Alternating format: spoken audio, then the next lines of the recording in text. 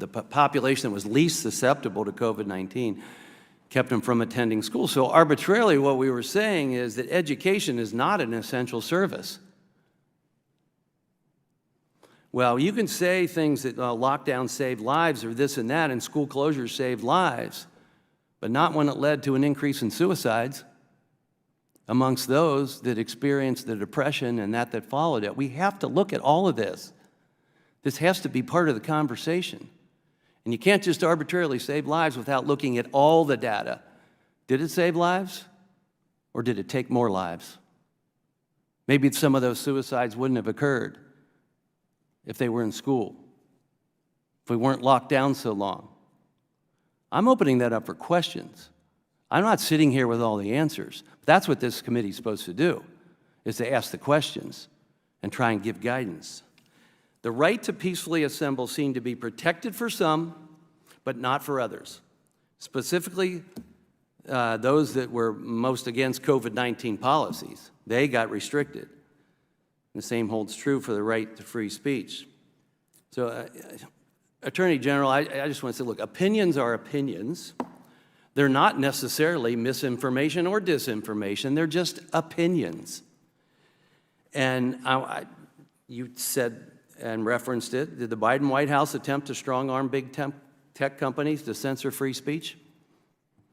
Unequivocally, yes.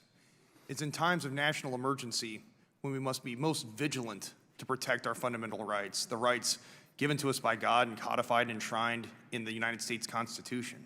And contrary to that principle, the Biden administration coerced and colluded with big tech social media to silence American voices in relation to the pandemic. So let me go down the line with each of you. Do you think it's problematic that the White House pressured big tech companies to censor speech? Ms. Bailey? Yes. Ms. Morrell? Yes. Mr. Saitlin? I have not litigated that issue, and I'm not prepared to speak on it. Fair enough. Mr. Schwartzman? Yeah, I think these are unverified allegations, that litigation is in early stages, and I wouldn't want to draw that conclusion at this point. Well, I think they're going beyond allegations at this point, Mr. Schwartzman.